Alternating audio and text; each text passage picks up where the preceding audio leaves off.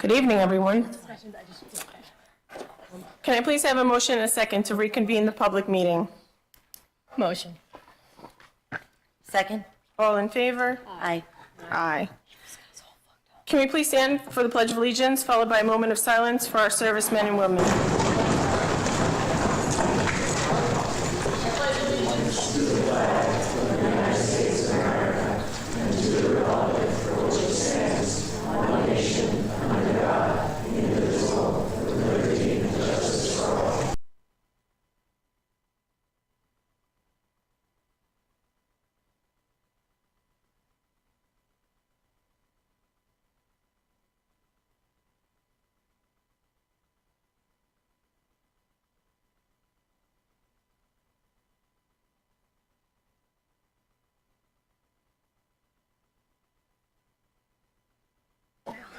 Thank you. Will the district clerk please call the roll? Marisol Mallon, President. Here. Jacqueline DiLorenzo, Trustee. Present. Sab Parisi, Trustee. Melissa Torregrossa, Trustee. Present. Michael Ibrahim, Student Board Member. Here. Dr. Joseph Senimore, Superintendent. Present. Reza Kolahifer, Assistant Sup for Admin and Personnel. Yes, ma'am. Robert Hauser, Assistant Superintendent for Business and Operations. Present. Christina Poppy, Assistant Superintendent for Curriculum and Instruction. Present. John Allen, Assistant to the Superintendent. Lori O'Hara, Executive Director of Professional Development and Special Education. Present. Anthony Fasano, District Attorney. Present. Thank you. Thank you. Can I please have a motion and a second to approve the minutes of the September 16, 2025 meeting? Motion. Second? All in favor? Aye. Aye. Aye. So why we're here? To honor all these amazing students. So I'm going to pass the floor to Ms. Christina Poppy, who will take over.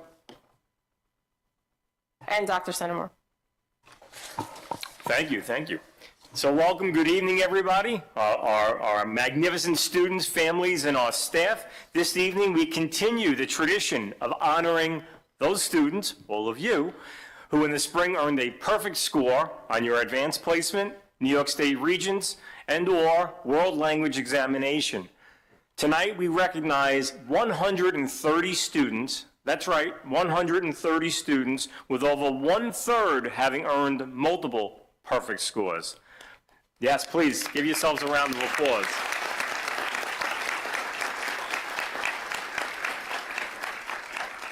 This is truly a remarkable achievement.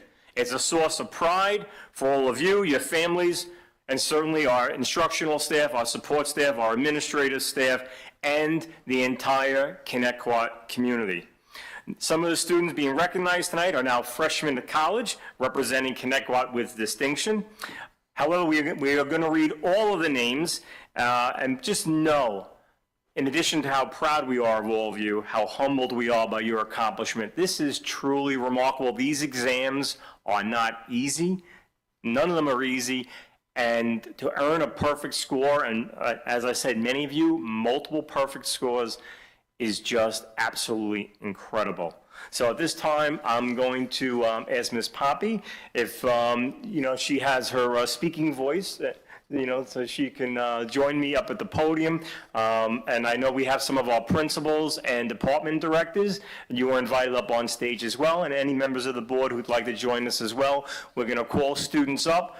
We're going to start with the alphabet and work through the letter M.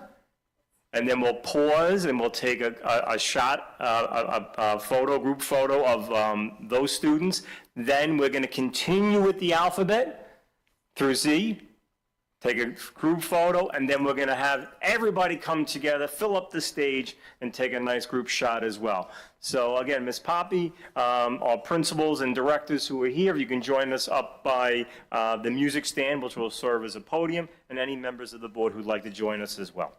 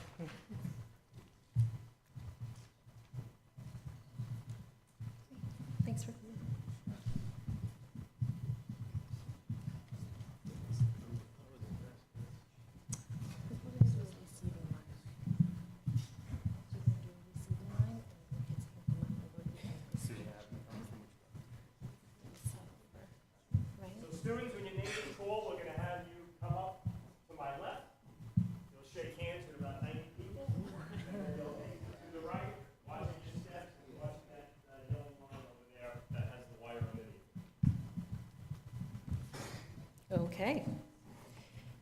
So in recognition of receiving a perfect score on the FLACS A exam, Michaela Almaraz.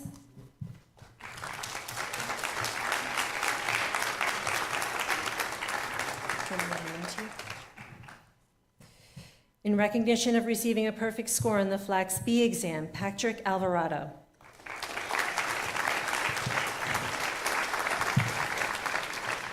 In recognition of receiving a perfect score on the FLACS A exam, Ashley Basso.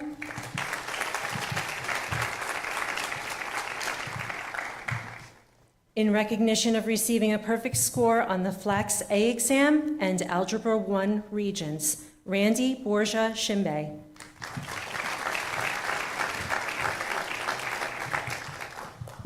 In recognition of receiving a perfect score on the AP Language and Composition exam, Vance Bradley. In recognition of receiving a perfect score on the AP Modern World History exam, Alexa Razte.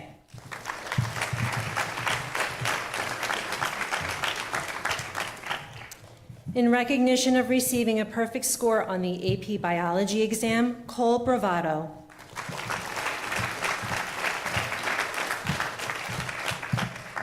In recognition of receiving a perfect score on the FLACS B exam, Shayna Breslier. In recognition of receiving a perfect score on the AP US History exam and US History and Government Regents, William Brophy. In recognition of receiving a perfect score on the AP Psychology exam, Luke Buckley. In recognition of receiving a perfect score on the AP Modern World History exam, Sophia Calfa-Pietra. In recognition of receiving a perfect score on the AP Computer Science Principles exam, Kyle Callahan.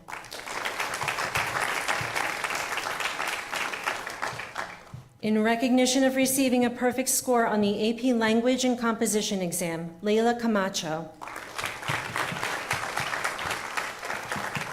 In recognition of receiving a perfect score on the FLACS A exam, Shayna Franco. In recognition of receiving a perfect score on the AP Biology exam, Ella Cardone. In recognition of receiving a perfect score on the AP Modern World History exam, William Carey.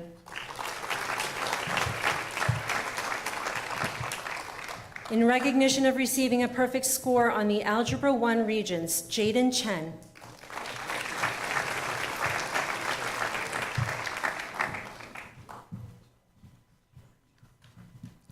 In recognition of receiving a perfect score on the Global History and Geography Regents, Liam Connolly.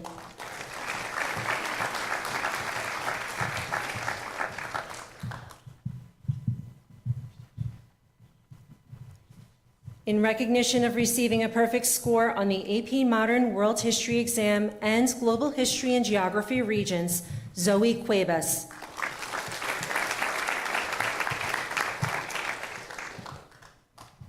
In recognition of receiving a perfect score on the AP US History exam, Christian DeRosa.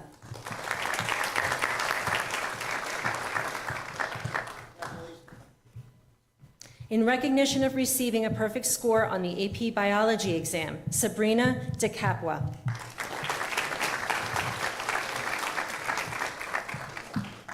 In recognition of receiving a perfect score on the AP Chemistry, AP Language and Composition, and AP US History exam, Samantha DeLuca.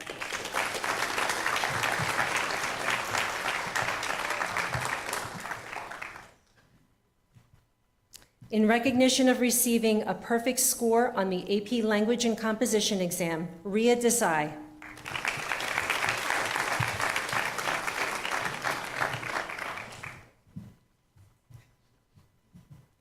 In recognition of receiving a perfect score on the AP Language and Composition, AP Macroeconomics, AP Physics 1, and AP US History exams, Declan Duran.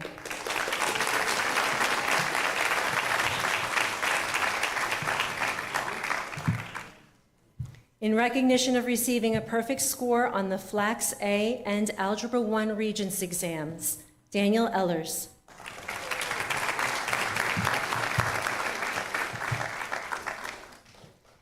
In recognition of receiving a perfect score on the FLAX A exam, Ashley Escalante Ramos.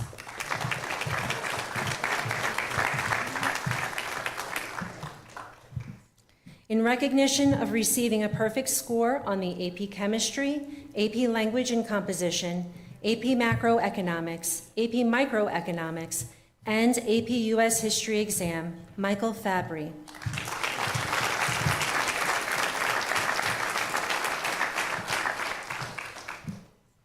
In recognition of receiving a perfect score on the FLAX A exam, Barisha Farhana.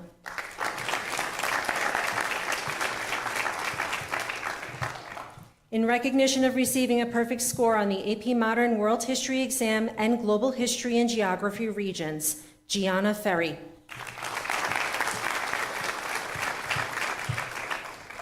In recognition of receiving a perfect score on the AP Biology exam, Connor Gallup.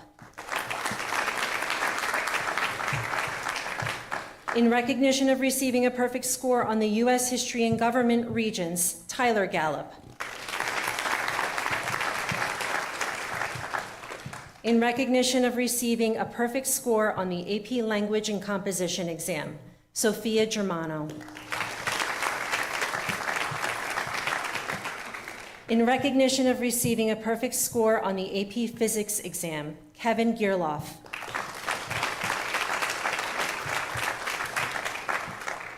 In recognition of receiving a perfect score on the AP Physics 1 exam and U.S. History and Government Regents, Christian Goncalves.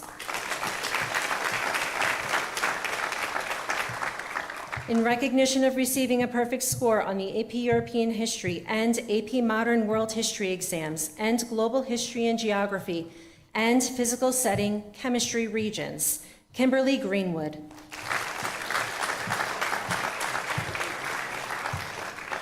In recognition of receiving a perfect score on the AP Psychology exam, Constance Greenwood.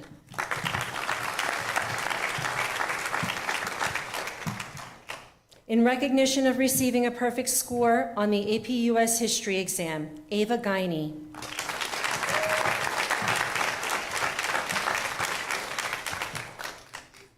In recognition of receiving a perfect score on the Algebra 1 Regents exam, Serena Hawk.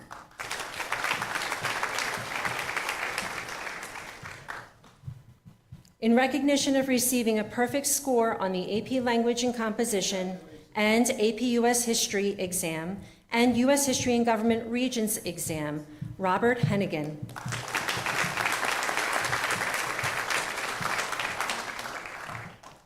In recognition of receiving a perfect score on the AP Language and Composition and AP US History exams, Corinne Hillick. In recognition of receiving a perfect score on the AP Language and Composition, AP Chemistry, AP Psychology, and AP US History exams, Madison Holzmacher.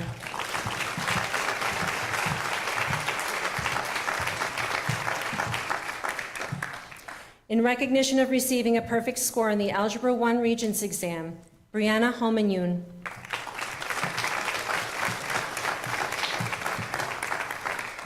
In recognition of receiving a perfect score on the AP Modern World exam and Global Regents, Aisha Hussein.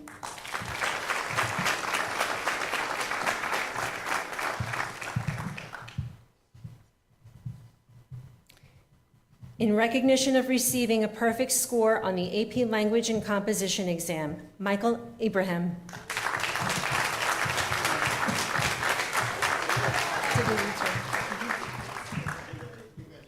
In recognition of receiving a perfect score on the Algebra 2 and Global History and Geography Regents and the AP Modern World History exam, Sophie Jamrazek.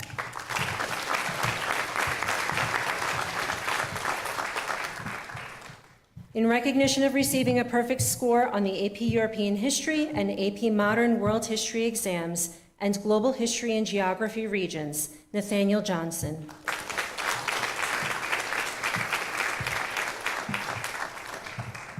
In recognition of receiving a perfect score on the Global History and Geography Regions, Michael Kelly.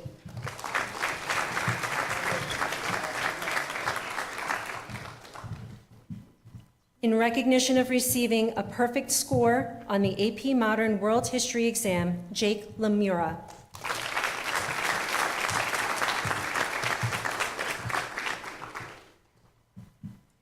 In recognition of receiving a perfect score on the AP US History exam, Hans Lang.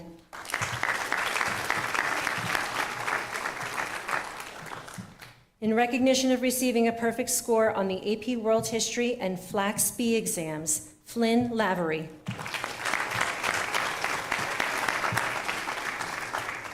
In recognition of receiving a perfect score on the AP Physics 1 exam, Jonathan Lee.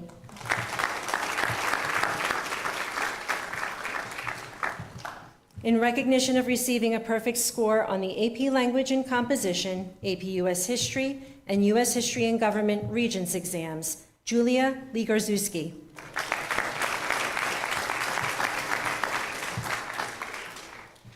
In recognition of receiving a perfect score on the AP Modern World History exam, Christopher Lindsay.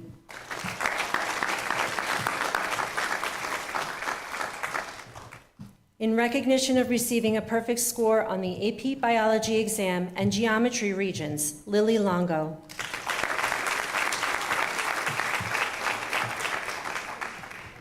In recognition of receiving a perfect score on the AP Modern World History exam and Global History and Geography Regions, Stephanie Laughlin.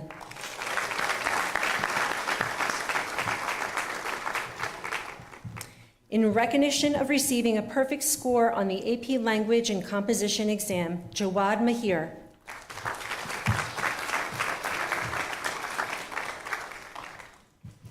In recognition of receiving a perfect score on the AP Language and Composition and AP US History exams, Catherine Maraviglia.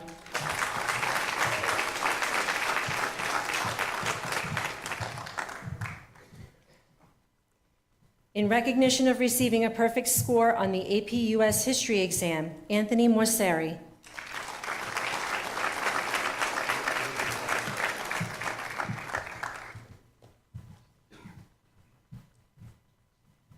In recognition of receiving a perfect score on the AP US History exam, Jaden McKay.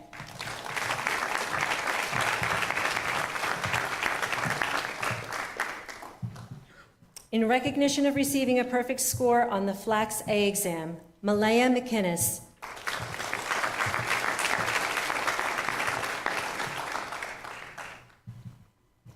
In recognition of receiving a perfect score on the Flax A exam, Catherine Methvin.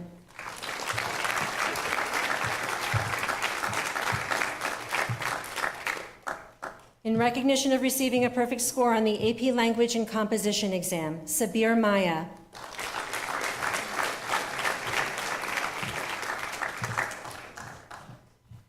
In recognition of receiving a perfect score on the Physical Setting Chemistry Regents, Ashaz Moen.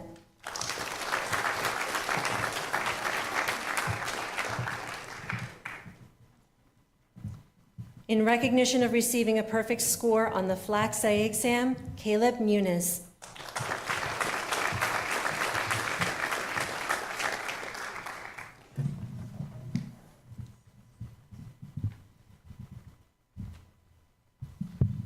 In recognition of receiving a perfect score on the Flax B exam, Anna Sophia Murphy.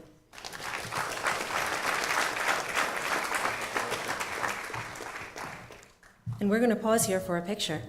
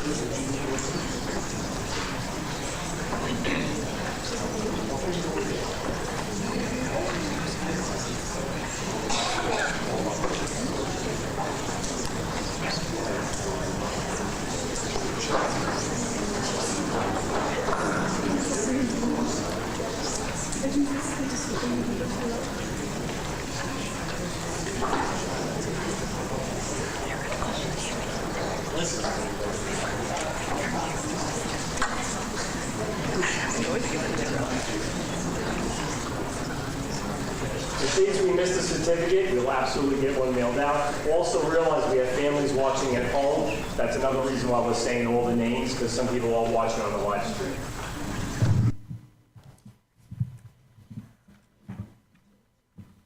So we would like to recognize Jake Kiernan and Abraham Afghani for their perfect scores, and we will have certificates available for both of those students and their families.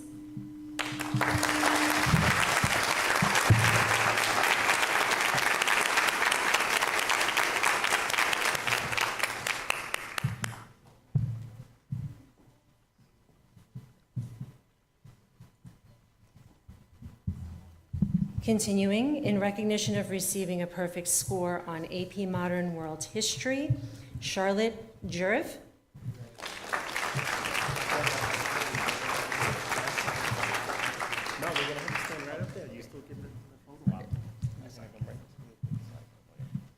In recognition of receiving a perfect score on the AP Modern World History exam, Patrick O'Hagan.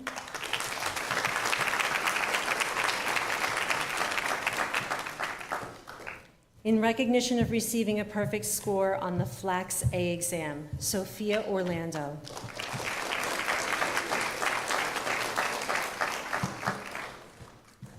In recognition of receiving a perfect score on the Algebra 1 Regents, Jeffrey Paglino.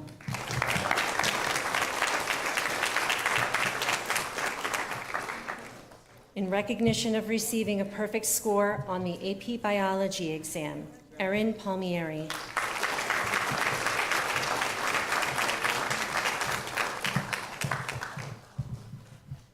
In recognition of receiving a perfect score on the AP Modern World History exam and Global History and Geography Regents, Nicholas Paravalos.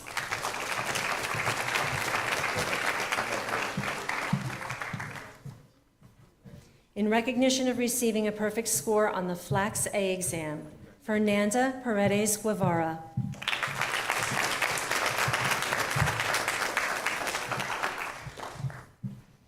In recognition of receiving a perfect score on the AP Modern World History exam, Ariana Parisi.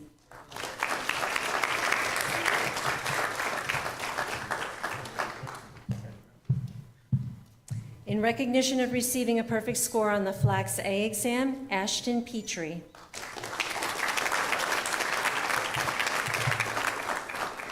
In recognition of receiving a perfect score on the FLAX A exam, Mia Policano.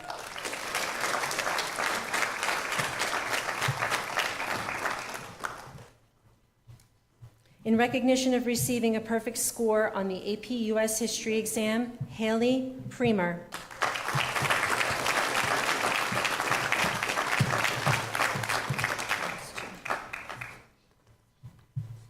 In recognition of receiving a perfect score on the Global History and Geography Regents, Lauren Quinn.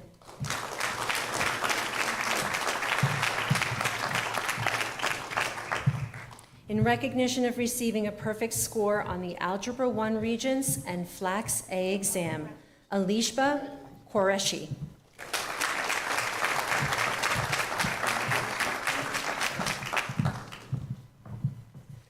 In recognition of receiving a perfect score on the U.S. History and Government Regents, Michael Raber.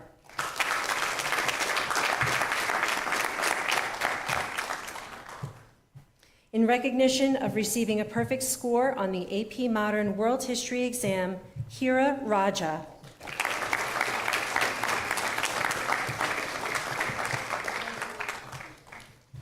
In recognition of receiving a perfect score on the AP Psychology and AP US History exams, Chase Riley.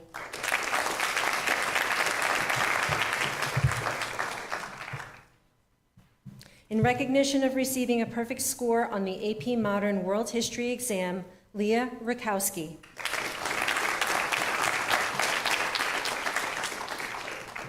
In recognition of receiving a perfect score on the AP Language and Composition exam, Liam Richmond.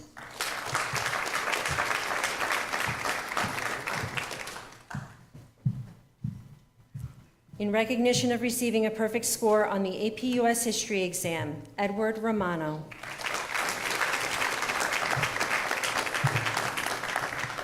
In recognition of receiving a perfect score on the Geometry Regents, Alessandro Romero Lazarte.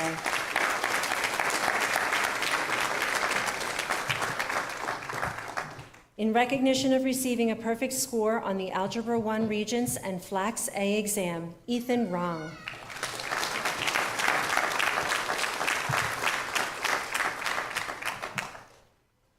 In recognition of receiving a perfect score on the Algebra 1 Regents, Charlotte Savage.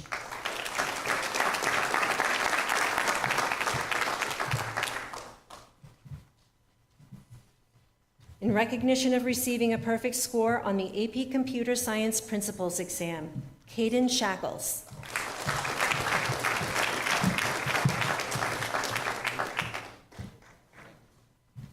In recognition of receiving a perfect score on the AP Biology exam and Geometry Regents, Risha Shetty.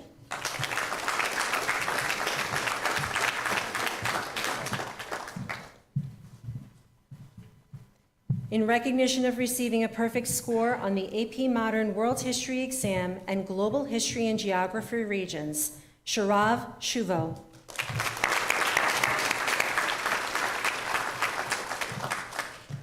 In recognition of receiving a perfect score on the Flax A exam, Prabri Sidhu.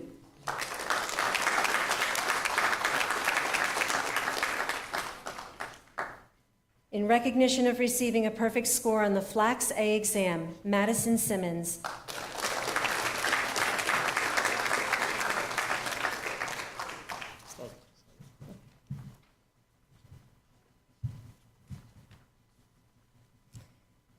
In recognition of receiving a perfect score on the Algebra 1 Regents, Michaela Simmons.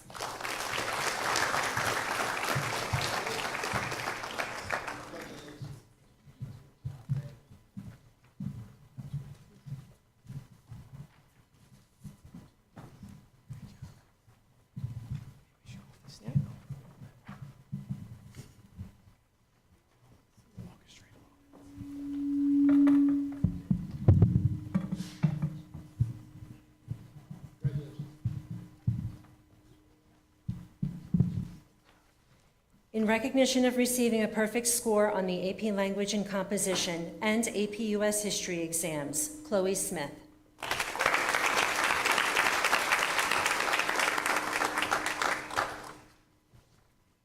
In recognition of receiving a perfect score on the AP Music Theory exam, Elizabeth Smith.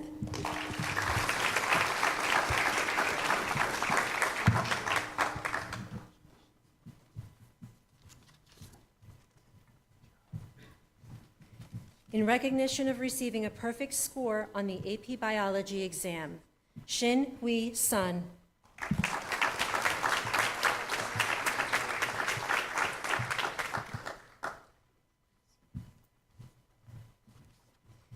In recognition of receiving a perfect score on the Geometry Regents, Jacob Torres.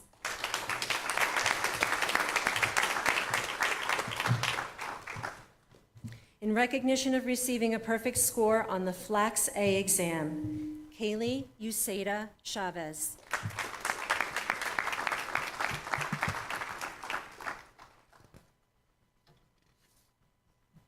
In recognition of receiving a perfect score on the AP Modern World History exam, Xavier Vargas.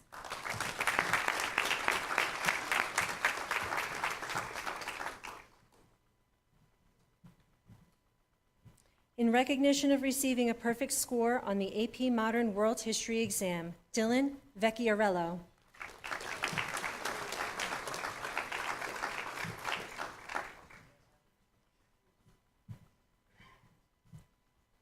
In recognition of receiving a perfect score on the Global History and Geography regions, Joseph Villani.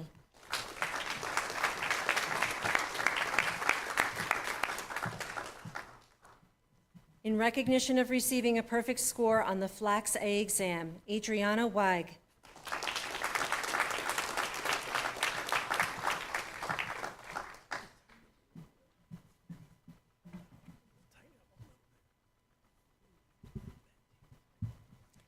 In recognition of receiving a perfect score on the AP Biology exam, Liam Wheating.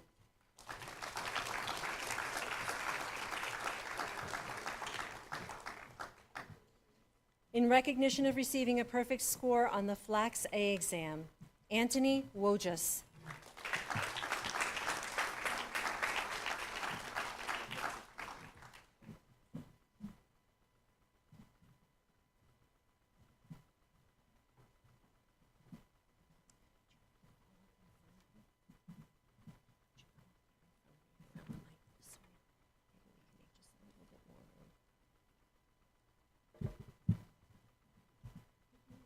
I'm at the edge, Dr. C.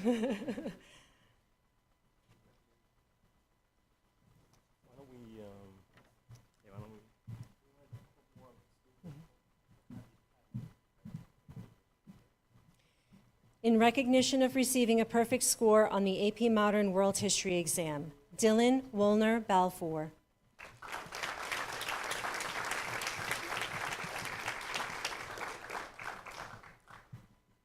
In recognition of receiving a perfect score on the AP European History and AP Modern World History exams, Nafis Zaman.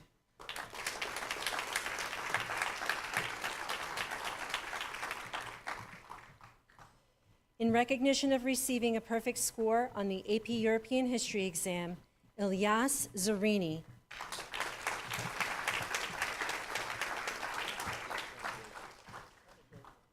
In recognition of receiving a perfect score on the AP European History and AP Modern World History exams, Braden Zuccaro.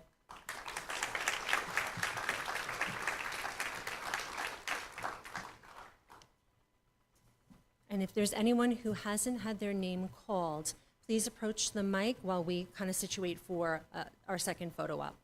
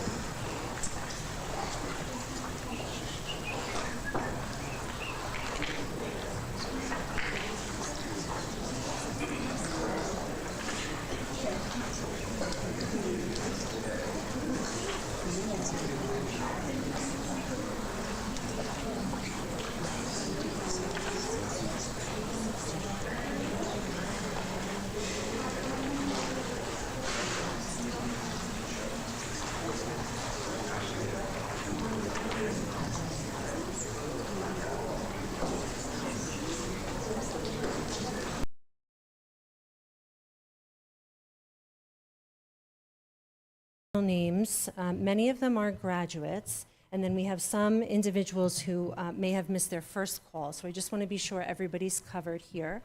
We have Erica Yu, who scored a perfect score in AP Literature. We have Samir Umar, who scored a perfect score in AP Literature, AP Calculus BC, and AP Government. We have Joseph Kosi, who has a perfect score in AP Government and Politics. We also have G. De Niro, Alex DeVita, Sophia Policano, and Connor Scott, who are 2025 graduates who had multiple perfect scores. We will be sending those certificates in the mail tomorrow. And Ashley Escalante Ramos. Ashley had a perfect score on Flax A, and I think she just missed that first group of a picture taking. So if we can just take a picture with the N through Z group and then have everybody back on stage for a group picture, that would be wonderful.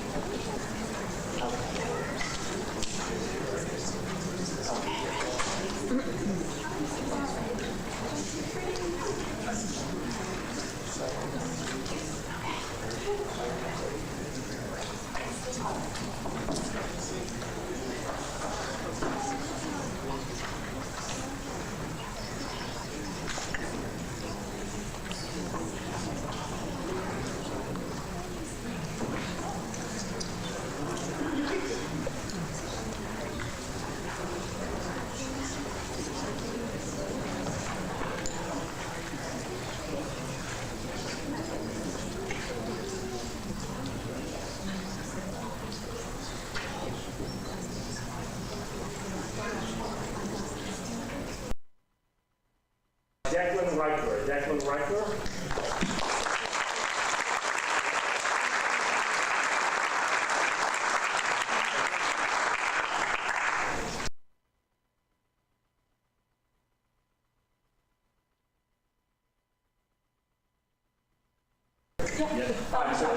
Even the first group, come back up. Yep, you guys can even just stand in between. We're going to make a couple of one day group shots.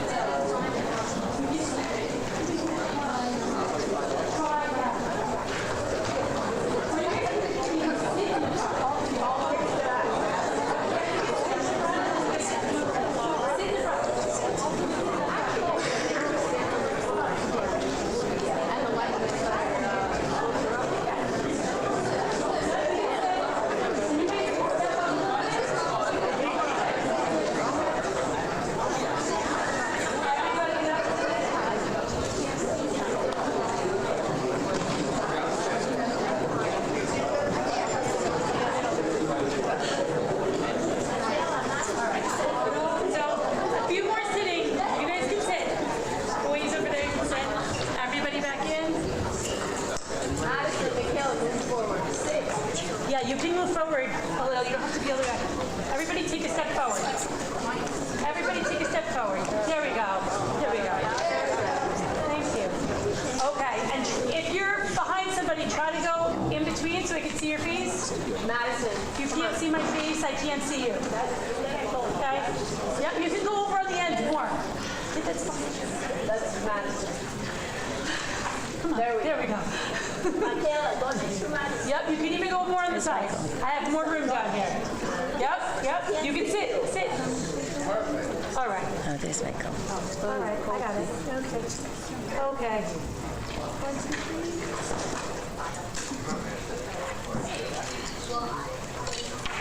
Okay.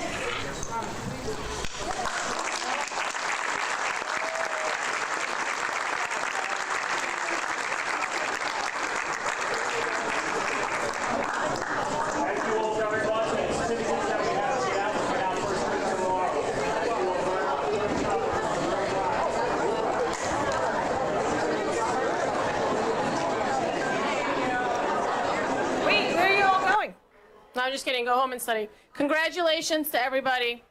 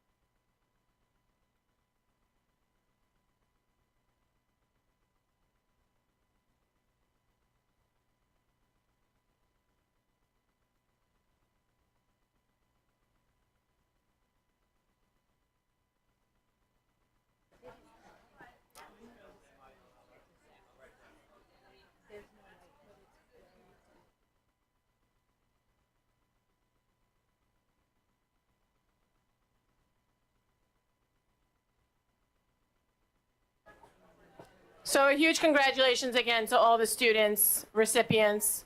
What an achievement to get 100 perfect score on all those exams. Can I please have a motion and a second to table item number 31 from the instructional personnel? Motion. Second. All in favor? Aye. Aye. Can I please have a motion and a second to suspend the business meeting and convene the audit committee meeting? Motion. Second. All in favor? Aye. Ms. Battaglia will do our presentation. Floor is yours.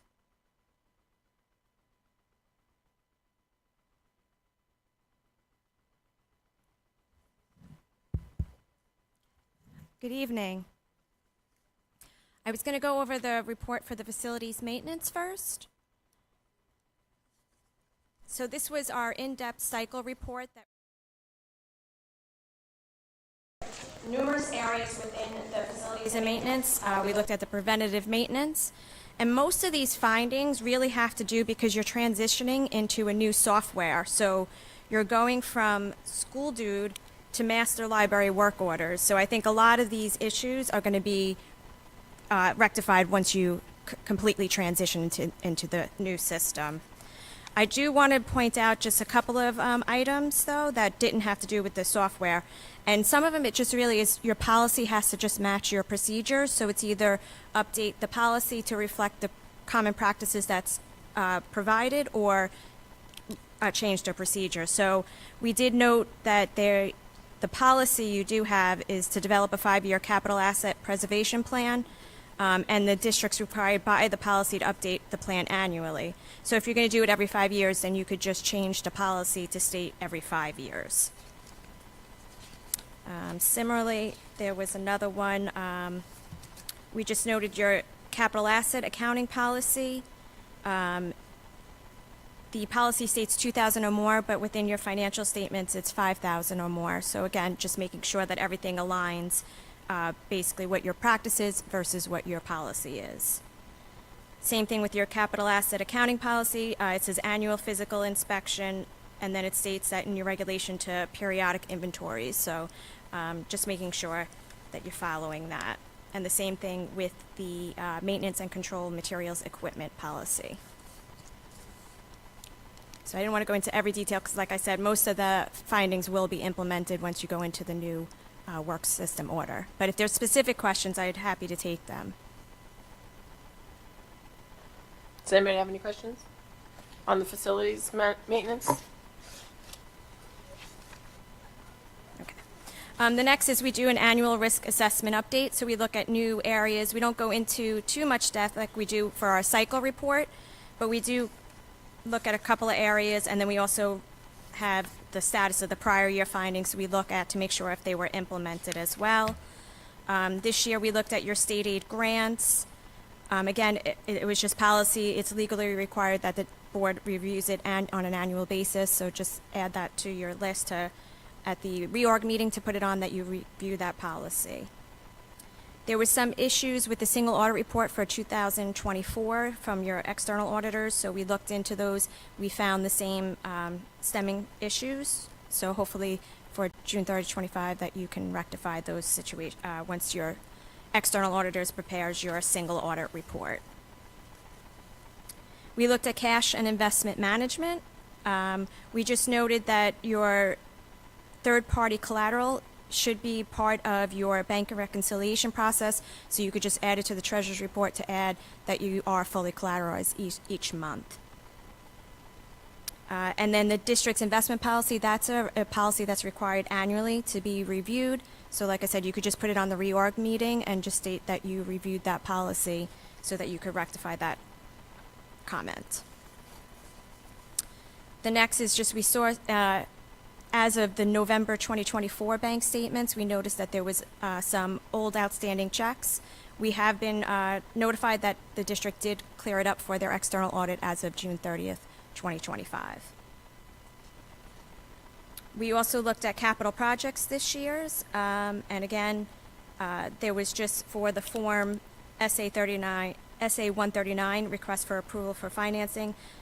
This has been delayed, so hopefully this is now getting in the process of that you could file those reports.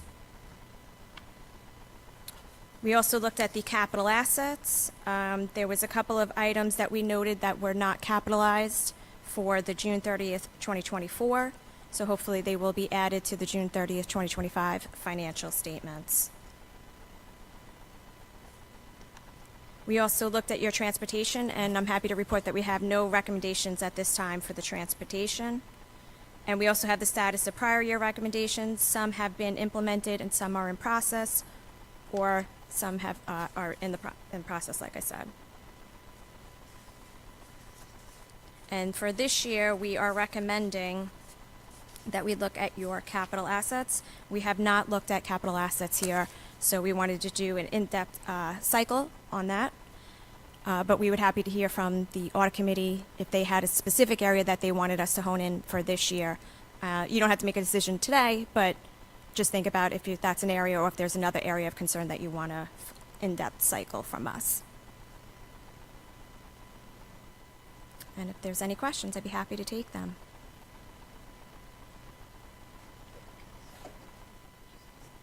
Yeah, go ahead.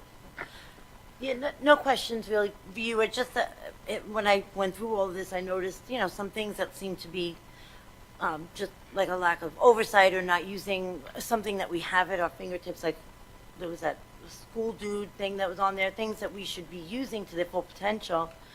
And also I saw somewhere on here, and I'm sorry, I don't have my notes that I wrote everything down, but I'm trying to remember where there were things that were recommended last year and then last time they weren't done. So I'm just saying, I would like to see that we are, that we're doing that. If they're recommending something, I want to ensure that for going forward, we do what is recommended, to make sure that we are documenting. A lot of things seem to be lacking documentation. So I don't know if that's an issue that we don't have the staff to do it, or I'm not sure where the issue is, but I'd like to see work on that to make sure that we are documenting properly, we are doing oversight, we're doing all that. That's all. Thank you so much. Anybody else have a question? No. Thank you. Okay. Thank you. Have a good evening. I do want to thank Bob and his business office and Valerie for helping us complete this audit. Thank you.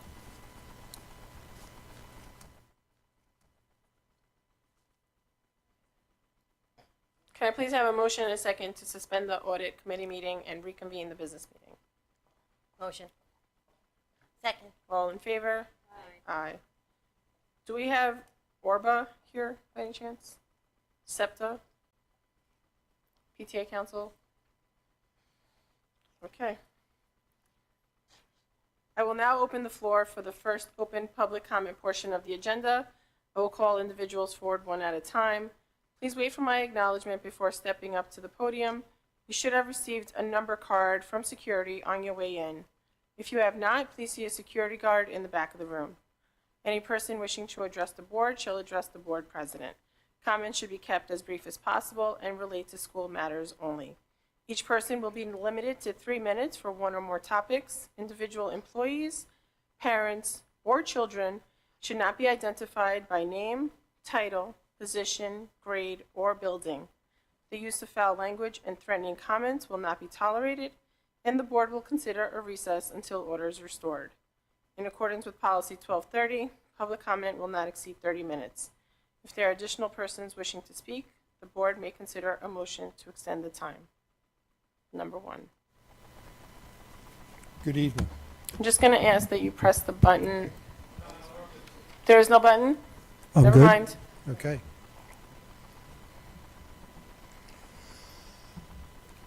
Okay, first of all, I've had the opportunity to meet with all 5 board members over the summer. Everybody was given a green book. And I've also had the opportunity to do a presentation on both the Advanced Star and the Low Income Star at the Bohemia Civic meeting. I've put a copy, I snuck in early and I put a copy on by everybody's nameplate. There's one there up there for April. And it just shows you what I presented on the low income portion of it. I wanted to run through, not the whole presentation, but to mention, I put a pink slip on there on the slide that pertains to the school board.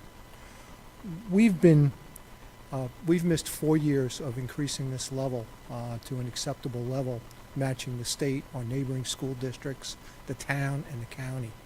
It's time, and hopefully this year we can get it done.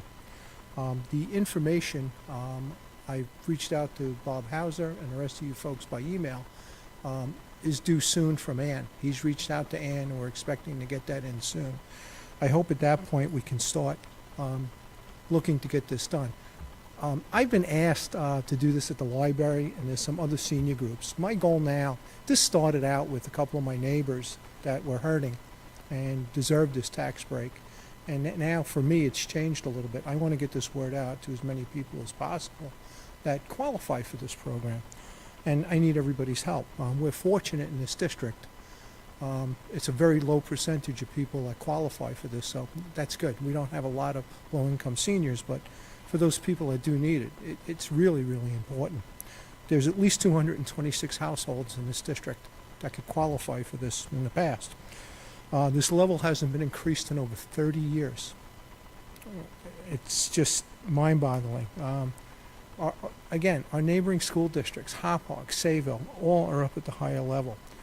I don't want to do this presentation again until it's resolved with the school board. I want to take that slide out and put in, Connecticut School District has unanimously adopted the higher level. And I really want to get this out and try to help as many people as possible. And I'm hoping, you people can help me. I hope you give it some serious consideration. And I'd like to get this resolved, hopefully by the end of the year, and see if we can move forward. So I appreciate everybody's time again. Everybody was absolutely terrific. I met you guys not at a school board. I was able to meet you separately. I put holes in there.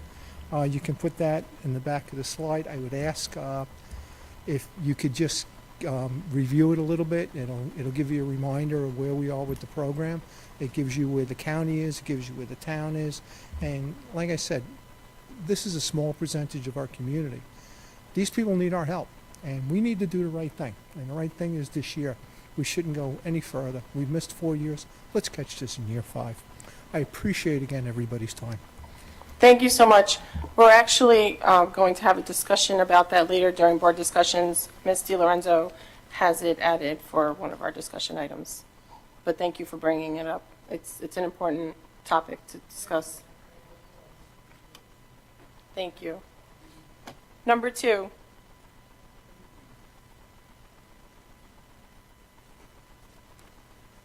Good evening.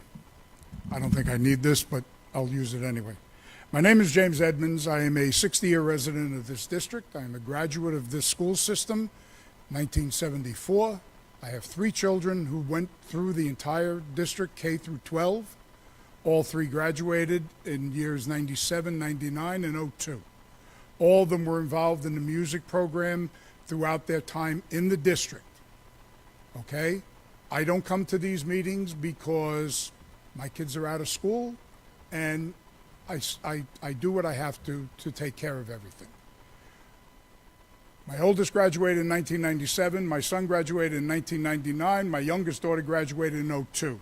In 2020, after the death of my son, who passed away from complications from back surgery, I started a scholarship that started out at $250 for 2 years, and the last 2 years has gone to $1,000. I take genuine issue with, and I would like to know what, if anything, is being done about the fact that you have a music teacher in this school, this building, whose last name is Saladino. I'm sorry. We are not stating any teachers' names. We cannot state any personnel's by name or Fine. building. You have a music teacher in this building No, who or puts building, a post or on we- social Sir, media. we cannot identify a teacher by building or name, please. You have an employee Thank you. who put something on social media that I personally find very disturbing, and I would like to know what the board's position is on this posting on social media. So first, let me say I'm very sorry about the passing of your child, and thank you for starting the scholarship in his name. Unfortunately, I cannot discuss personnel matters. Oh, I know that's the standard line that you guys all give, because I know about school board meetings back from when I was going to school here, okay? But I will say this, and I will leave you with this. Something better happen to this individual, or I am going to seriously reconsider participating in your scholarship program in the future, okay?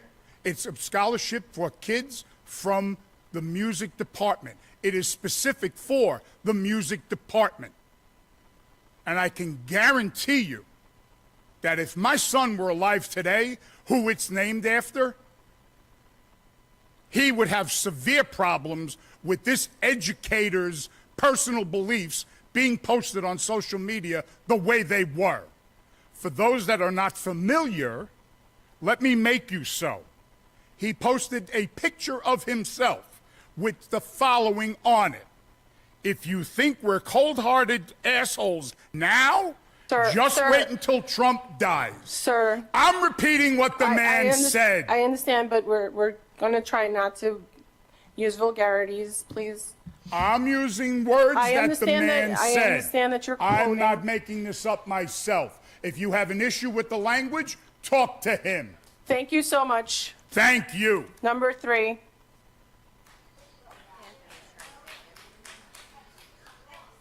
wanted me to stop him. Number 3. Number 4.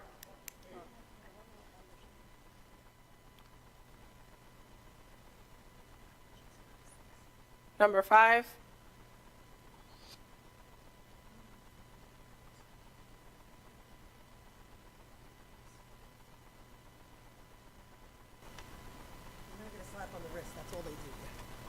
Trust me, it's terrible. Has Connecticut ever had a DASA investigation done correctly and actually investigated right? Do you know the difference between an unsubstantiated and unfounded investigation, any of you, other than Mr. Fasano? Unfounded, having no foundation or basis in fact. That means that children didn't tell any of the truth. Unsubstantiated, not supported or proven by evidence, which would be more of what if you find things that aren't truthful or truthful. Disgusting that I received a letter about an unfounded, once again. You find nothing founded. You do nothing for children. It's a disgrace. Are you saying students' claims are unfounded without truly investigating? Rather than unsubstantiated, the two are different, and a lawsuit will be filed, paid for by this district, for voting to approve an investigation that has lies by many in it, especially admin, which can be easily proven with just a little bit of time. Especially since said attorney the district hired tried to talk myself out of filing one, totally unethical and unprofessional, and Marisol, you're well aware of that. That is an email and easily proven. I have requested an unredacted copy of said DASA report, and I expect to get one. Otherwise, if you refuse to release it, this Board of Ed is more corrupt than I ever realized, because if you're prepared to state that a report is truthful and factual, you should have no issues releasing a copy to parents or complainants. What do you have to hide? Seriously, Gercio's legal team already told you for years about former Board of Ed members releasing documents and information. You are aware that there is very little that you can be done after people are off the board. So save all the reports because you can release them. You must be reminded that you represent the community, parents and taxpayers, not the CTA president. Therefore, why did the board take a knee and apologize to CTA president after doing a moment of silence for someone that the CTA president does not like? When will you all stop cowering and taking a knee just because you want to get an endorsement for re-election?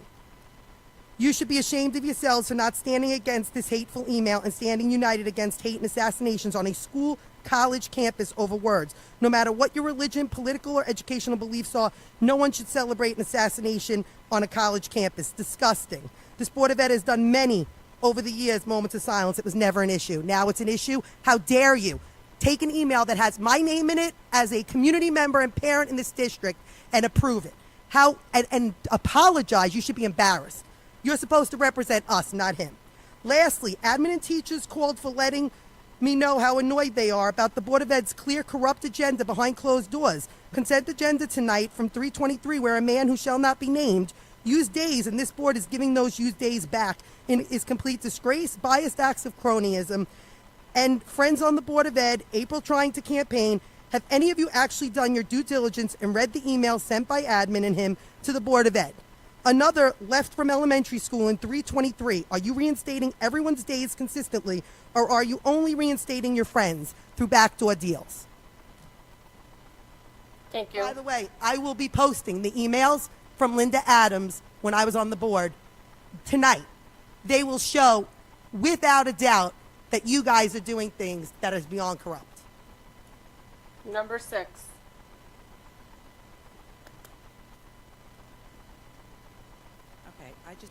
Okay, Chris. That's it? Okay, my children went to Connecticut. My husband went to Connecticut. I did not. Right now, I'm kind of proud of that. But what I'd like to say is that I thought that this school district, for all children, was supposed to be about empathy, love, caring. We don't like bullying in school. We teach children against it. But then we have teachers that are in this district who do things like this that show no empathy, no sympathy, nothing whatsoever except hate, and that we accept. If it was one of the children in our schools, we would reprimand them. But it seems that when they become something other than a child, which is our charge, which we are supposed to raise to be responsible adults, that stops. And when the responsible adult becomes irresponsible, we ignore it. Shame on you.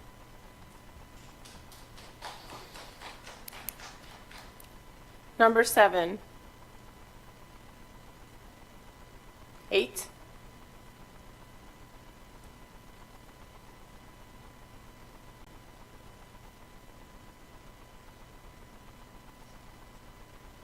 Number 9. Nope, we're done. All right.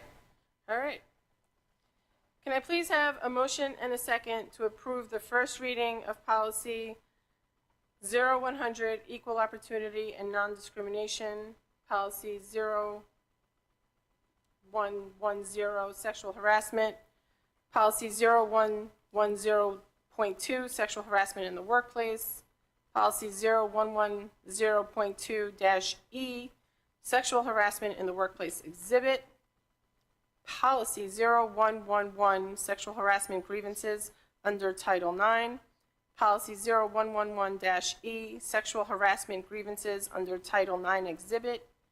Policy 0115, student harassment and bullying prevention and intervention. Motion. Second. Any questions on those policies? I have a question on them, about them as a group. Maybe I should know this or not, but why do they all say clean? That's without redactions. Some of them have, track changes in them so that you can easily see them, so we just mark them clean. Those are the ones you have to adopt. I understand. Yeah, because I see some here that we already adopted, so nothing really changed, or? No, so some of these are going back to the 2020 Title IX regulations under the original Trump administration. We're just reverting back to them. So what had happened was, in Biden, in the end of his term in 2024, he amended Title IX. You amended your policies consistent with that. Then there was a court case that basically invalidated those regulations. We had put out amended policies to update that. Now NISBA, which is your policy service, came along and they said, okay, now we're adopting their policies or amending their policies to make it consistent with Trump's 2020 regulations. So all we did was we amended those policies further to make them consistent with your other policies. Okay, thank you. Anybody else? All in favor? Aye. Aye. Can I please have a motion and a second to approve the instructional personnel items as amended and the non-instructional personnel items as presented? Motion. Second. All in favor? Aye. Aye. Can I call for a motion and a second to approve items 2 through 8 on the consent agenda? Motion. Second. Any questions? Yeah, I'd like to, if we can, just pull number 6 for a separate vote.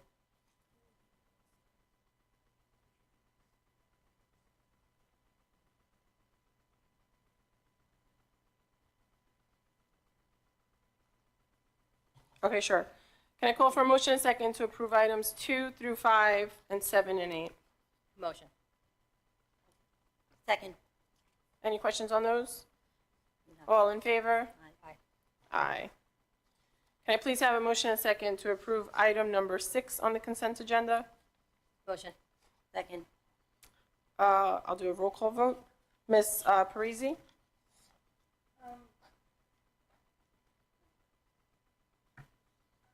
I'm going to abstain from this. Okay. Ms. Di Lorenzo? Yeah, I feel like I need a little bit more information, and I'm a little concerned because in a recent FOIL that I received, I saw an email between, well, it wasn't really between, it was from one board member to 3 others. It wasn't on it, and the entire email was redacted. I'm not really sure I was left out, and I would have asked, but we're not all here tonight. So I have to abstain from this. I'm a little concerned about that I don't know what was said on there. So I'm going to abstain as well. Okay, so we have 2 abstentions. So why don't we just table it to get more information? Yeah. Okay, so can I have a motion and a second to table item number 6? Motion. Second. All in favor? Aye. Aye. All right, superintendent's update, Dr. Senimore. Thank you.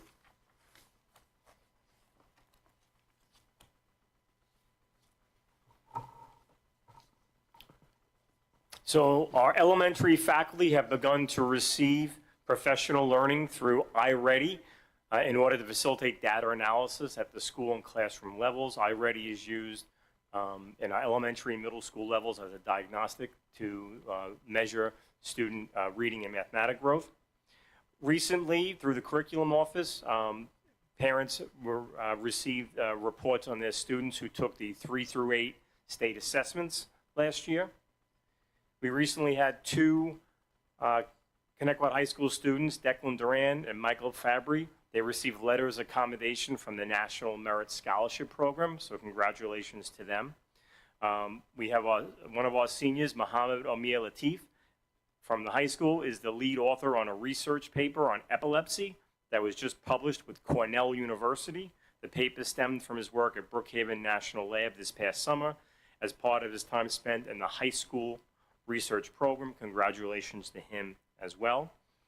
The high school is hosting college visits through the guidance department and doing on-site admission days Those are coming up shortly. Interested students should sign up for these events and guidance. Tonight, Sable is hosting, and they do it jointly with us, and they pick the date when it's their turn. They're hosting the college fair, so we have our Ms. Johnny Kohler is over there from guidance, and we have a lot of our students in that collaboration, and we thank Sable High School for hosting this year. Next year will be our turn again to host. We recently had over at the public library a fabulous community wellness day, but I'm going to let Ms. DiLorenzo speak to that further during board discussions. Next week in the state is School Board Recognition Week. I'd like to thank all of the members of our Board of Education for their volunteerism and service on behalf of our students, staff, and community. Monday, weather permitting, our marching band is marching in Philadelphia at the parade to honor the 250th anniversary of the Navy and the Marines. Next Friday, October 17th, is homecoming, and we'll let our student ex officio board members speak more on that. Followed by the Safe Halloween on Saturday the 25th. I'll let him speak further on that as well. Thank you all very much.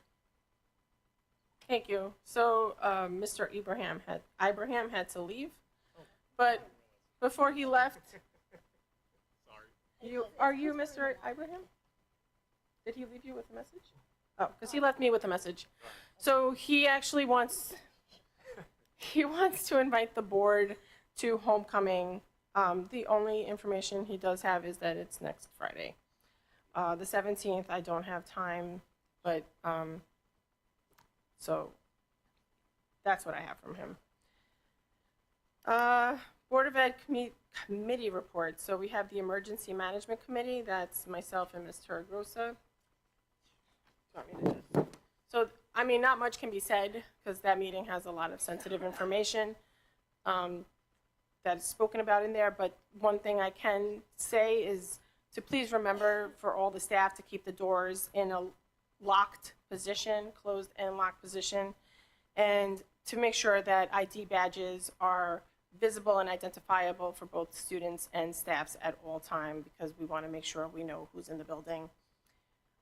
When you do go to a building, as far as parents, and you go to the front desk, just if you could speak clearly into the speakers and identify yourself so that, you know, the person can let you into the lobby and they know who you are.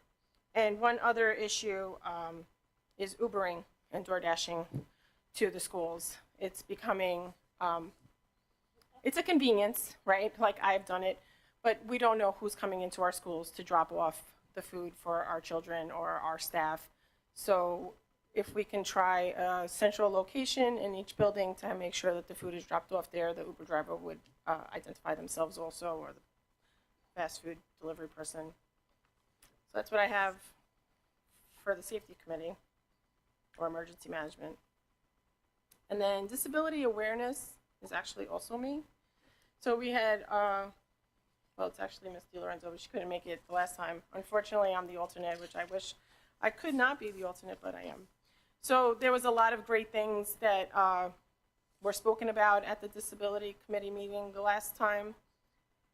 I do want to be there. Yeah, unfortunately, I'm the alternate, is what because I'm not. But anyway, I was there. So there's a lot of great things coming up. We're trying to merge unified bowling with the unified basketball and have like a starting point with the unified bowling and have a culmination with the disability fairs at the unified basketball game. Trying to do the slogan again and create a contest with the kids to create the t-shirts. A lot of great things coming down with the disabilities committee. I actually really, really like that committee. That's all I have. Thank you for attending on my behalf that I couldn't make it. So if you can't make more, let me know. I know, I was like, I really liked it. All right, so we have Board of Ed topics. We have CTA representation, which is Ms. DiLorenzo and Ms. Iannatelli. If I could just go first, because actually Ms. Iannatelli gave me something she would like for me to read. So these are April's words. So I am going to use the word I, but that's what she wrote. I understand there has been a lot of discussion on social media regarding the Connecticut Teachers Association and its representation It's important to clarify that Connecticut Central School District and the Board of Education are not affiliated with the CTA or any other union representing district employees. Each union associated with Connecticut independently selects its own representation and determines whether to provide stipends for those roles. Those decisions are made solely by the unions themselves. The school district does not fund, appoint, or influence union leadership or representation in any way. I hope this clears up any confusion that might have surrounded this topic. So that's from Ms. Iannatelli. So Ms. DiLorenzo. Yeah, for me, there's a bit more to unpack here with that because of everything that has happened. And I just want to, I have many things to say. I'm going to try to be brief, though. I know, there were letters that were posted, 2 letters that came out. Within those, there was a request from the CTA president for transparency as far as us lowering the flags for Charlie Kirk and the moment of silence. I'm going to give him that transparency. The lowering of the flags was a proclamation from President Trump, and we follow state, federal, whenever they want us to lower the flags, we do that. We follow those proclamations. And as far as the moment of silence, for me, it was kind of done on the spot. Because it logically just followed through. We lowered the flags for Charlie Kirk. Next meeting, we were doing a moment of silence, impulsively, and we had Charlie Kirk. So that is what happened. Number one, first of all, I will never, ever apologize for that. However anybody wants to think, I'm not going to apologize for that because a lot of our students do, I believe, follow Charlie Kirk. They were affected by this. The whole nation was affected by this. I'm not going to apologize for that. It was done on a school. We are also a school, not a college, but what happened to him was done on a college campus. There is, again, no apology for that. As far as these letters that went out, first of all, the first letter it contradicted itself, saying he was a public speaker, a private citizen, whatever it is. But perhaps one of the worst things is that these letters spoke for hundreds of staff. And while he demands transparency from what about providing transparency for your own members? Speaking on their behalf was really, I don't even understand how anybody could do that and think it's okay. And judging by the reactions we got after those were publicized, they didn't know. And there's everything wrong with that. As far as the next letter that went out, hostile personal attacks on community members, actually written community members just because of their prior positions, not okay either. Or naming colleagues, and you want to represent all these people, I am sorry, none of that is okay. And I think it's really what we need to focus on is the fact that when we make decisions here, whatever we do them as a district. We do what's right by legally. If we are told to follow orders, we do not follow his personal political preferences. And I am going to go there, and I am going to say that it is time. Our teachers are not properly represented. There are some incredible staff members here. I've seen them with my 3 children, and other children in my family. This representation is not fair for them.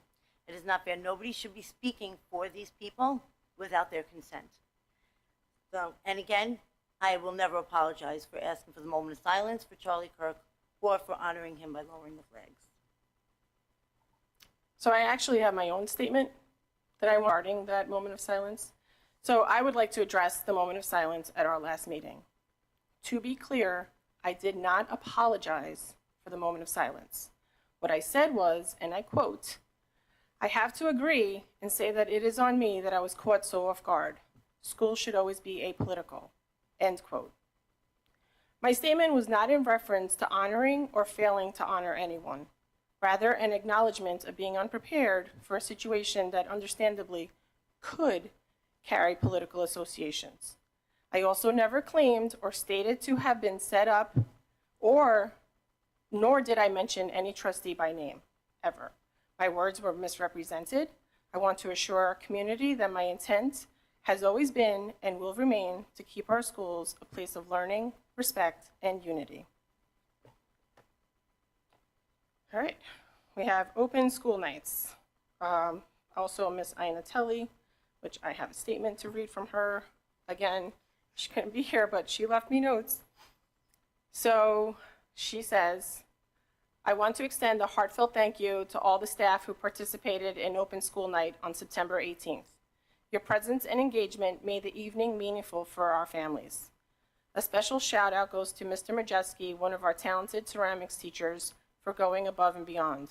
While many of us are familiar with the typical format of open school night, discussing class expectations, assignments, homework, and tests, Mr. Majeski brought something truly unique to the table.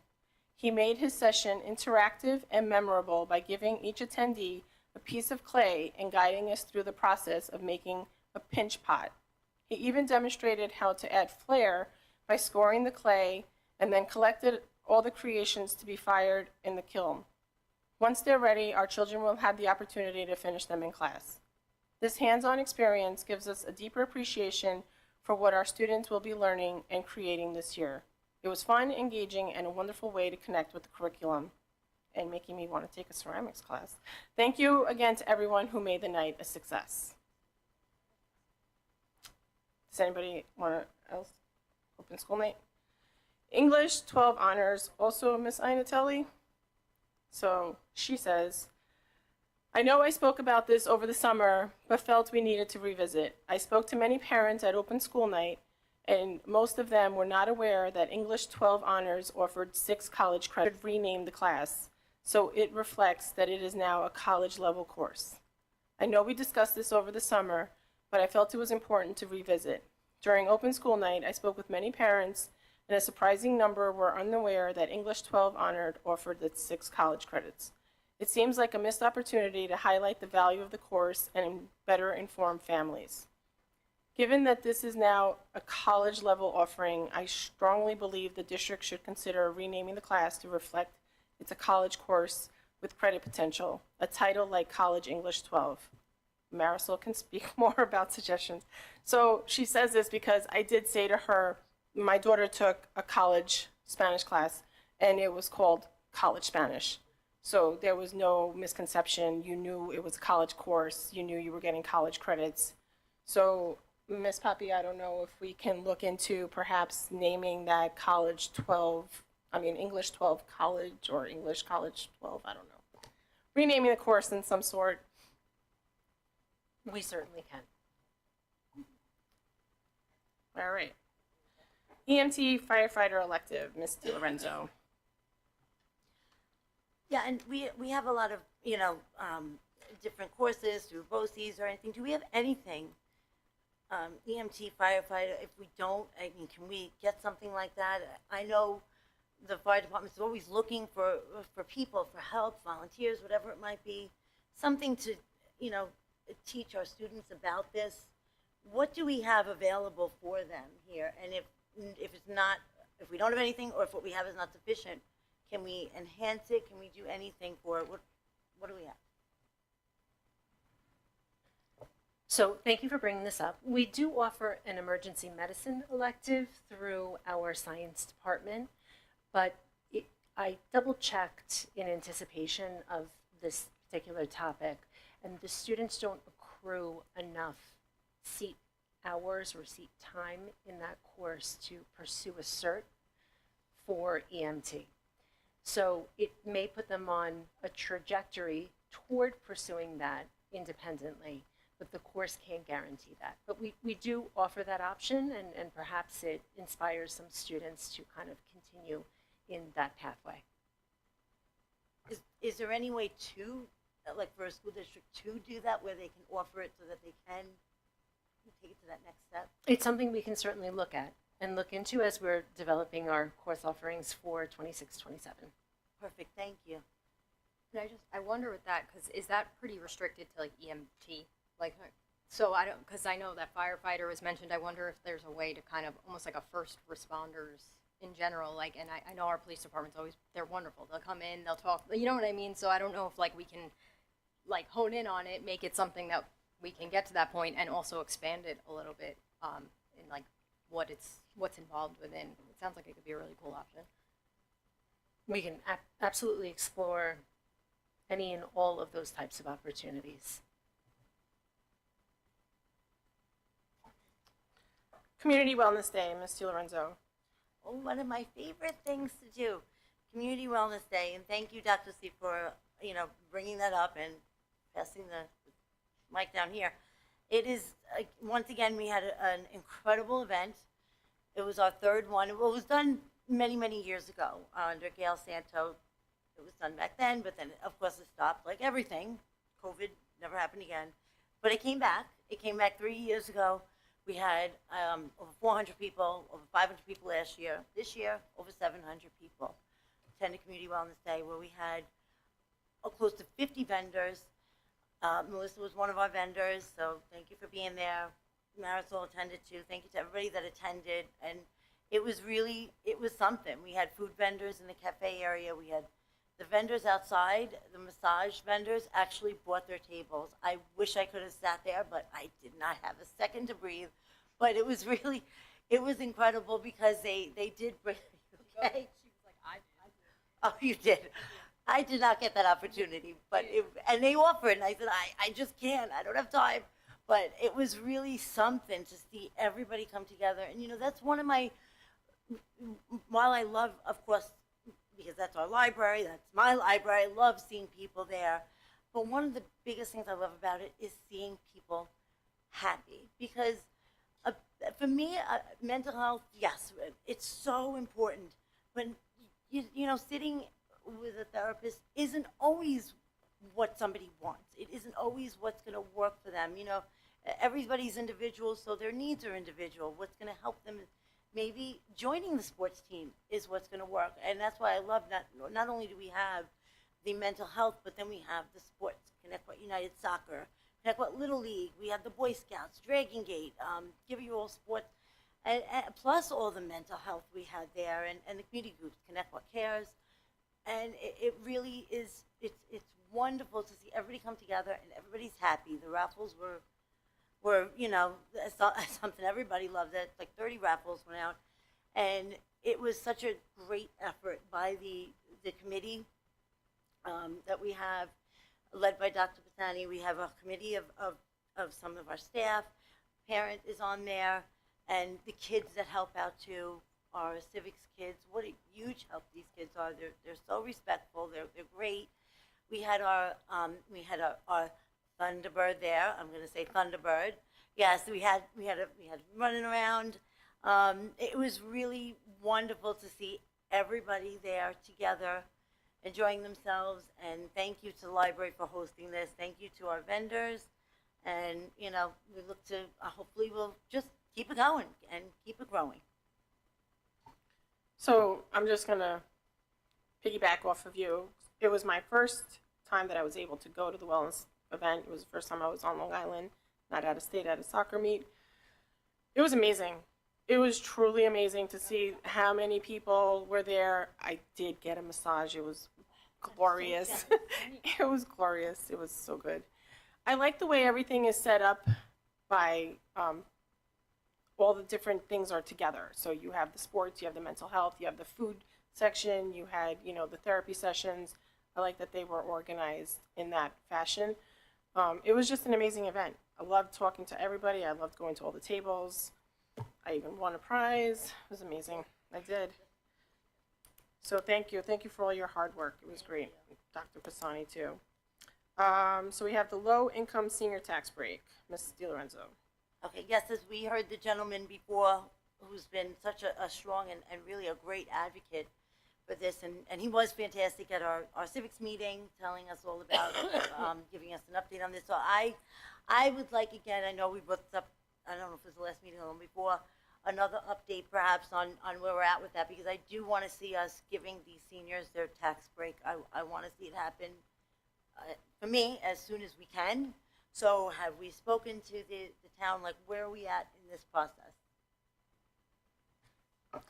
Yes, so we've communicated again with Ms. Dan Zeiger, the town of Islip assessor, for updated information in order for us to present to the board and to the community to make a decision on possibly raising the income limits, Hopefully, we'll get that information soon. I know I spoke with Dr. Centimore, and the goal is to try to have that information available for the November board meeting, but I will stay in contact with Ms. Stanziger to get that information quickly. Okay, thank you. You're welcome. Mr. Hauser, what is the deadline? Like, when do we have to vote by or let them know by? I believe it's March 1st. Perfect, thank you. All right, I added board retreat to our board discussions. So we met as a board for our retreat last week. Why does it feel so long ago? Last week, I personally thought we got a lot out of it. We were very honest with each other. We were very forthcoming. We got a lot out, I believe. We actually have part 2 coming up in another 2 weeks. So we are building off of that retreat, and personally, I think that it was successful, and there was only one black eye. And it was Dr. Centimore's. So I thought it was a great retreat. I thought it was fulfilling, in my opinion. Does anybody have any other? Yeah, I have a question. I had asked about that, the policy, and to revisit a policy about people volunteering for sports and things of that nature. And I don't know what that really means, revisiting a policy. So what do I have to do to revisit that policy? So Ms. Keller is pulling that policy, and when the policy committee meets, they're going to revisit that policy and see about the wording, and then they'll bring it back to the board. Thank you. Yes, Ms. Keller has the policy number, so she knows which one to pull. Okay, Yep. Mr. Grosso? I'm going to be robust and succinct, if you will. And I spoke with Jackie before I went ahead and I'm saying this. I did, that was the last actual board meeting, right? It does feel long ago, right? So last board meeting, I used a figure of speech in the worst possible time, thought about it immediately after, and I apologized to Jackie in the moment. I'll take the opportunity to publicly apologize for poor choice of wording and anybody else that might have been offended by it. In the moment, I immediately was like, oh my God, I didn't mean it like that. I'm so sorry. So I did want to make it very well known, though, before I am saying this, I checked with Jackie first. This is not about me. I just taking accountability. Poor choice in words is what it was. There was no ill will meant. I would never do something like that. So Jackie was very gracious in the moment. It was like, relax, it's okay, because I was sweating. So I just wanted to make that public.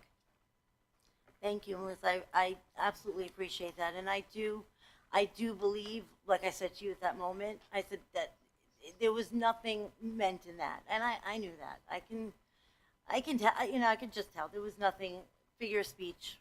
We all say things, and I knew that right off the bat. And, I appreciate, what you said afterwards and what you're saying now. And I definitely, thank you. But I know you meant nothing at all by it. So definitely, I appreciate that. Dr. Centimore? So I'll just follow up on some of the high school events, just so the community is aware. So I had mentioned earlier that Friday, October 17th is homecoming. So the parade, which takes place in the local neighborhood around the high school, starts at 4. The football game starts at 6. And student government is coordinating Grucci fireworks for after the game. So October 17th. Obviously, we love to see if any of our alumni, especially our current students that are away at college, if they can come and make it as well. And we appreciate student government for all their efforts. And I had mentioned earlier, Safe Halloween, another great event, annual event, a Hallmark event. It's Saturday, October 25th. It starts 12 noon. It goes 12 noon to 2 o'clock at the high school. Our high school students do a wonderful job providing a safe and fun experience for the young ones and families. Thank you. Thank you. Does anybody else have any board discussion items? Did you guys want to speak again? Okay. I will now open the floor for the second open public comment portion of the agenda. I will call individuals forward one at a time. Please wait for my acknowledgement before stepping up to the podium. You should have received the number card from security on your way in. If you have not, please see a security guard in the back of the room. Any person wishing to address the board shall address the board president. Comments should be kept as brief as possible and relate to school matters only. Each person will be limited to 3 minutes for one or more topics. Individual employees, parents, or children should not be identified by name, title, position, grade, or building. The use of foul language and threatening comments will not be tolerated, and the board will consider a recess until order is restored. In accordance with Policy 1230, public comment will not exceed 30 minutes. If there are additional persons wishing to speak, the board may consider a motion to extend the time. Number 1.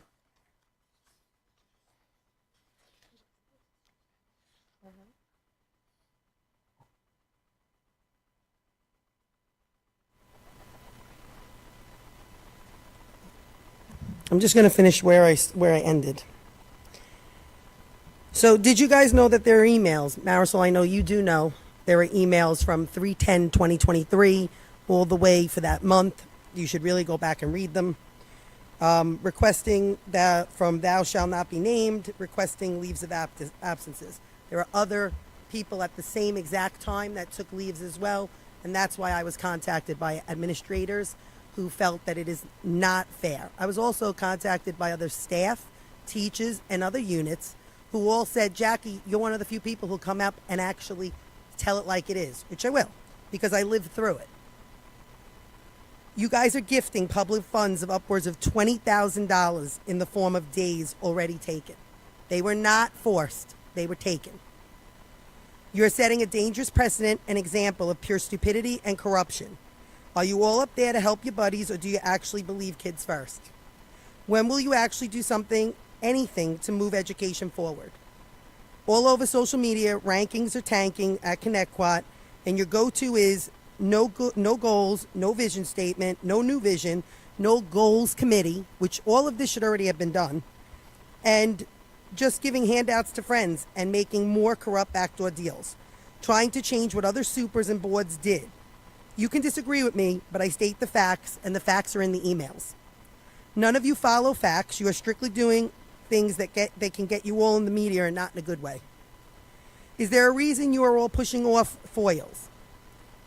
If an attorney must get involved, the district will be paying that bill, since foils should not take over 30 days. Legal would be billed to the district in that situation, especially one that was already redacted by school legal counsel and given to other community members already, yet being withheld because the request is for a specific settlement agreement. This was already posted on social media. Before, the next thing you do is go back and try to change that finding as well, causing even more lawsuits because there are parents already looking to sue the district. Last, you need to remind all staff, not be afraid of who's going to come in and give you guys crap. You really need to remind all staff that while freedom of speech on social media platforms is not freedom of consequences. Most of us on our jobs understand this. Any staff that post hate causing more hostility can lead to an unsafe environment for students and other staff. This Board of Ed needs to familiarize themselves with why mass shootings happen at schools and other locations. Thank God for Don, Adam, and the amazing security team, because they are second to none, but I see firsthand on my job that security can't fully do their job unless you all share information that they may not have. See something, say something, just a reminder. Remember, students are held to a higher standard through code of conduct. You should be holding staff to the same code of conduct, especially since I witnessed firsthand students get suspended for things they posted on social media while at home. Connecticut needs to hold adults to the higher standard and lead by example as well on social media. Please go back and look at that policy. You may want to add that so that it's level, not lopsided. Students and staff should all be held to that. As a matter of fact, adults should be held to a higher standard because they know better, or they should. Thank you. Number 2. Okay. Can I have a motion and a second and a second to enter into executive session for the purpose of meeting with the board's attorney. Motion. Second. All in favor? Aye. Aye. We will not be coming out, just to adjourn. Have a good night.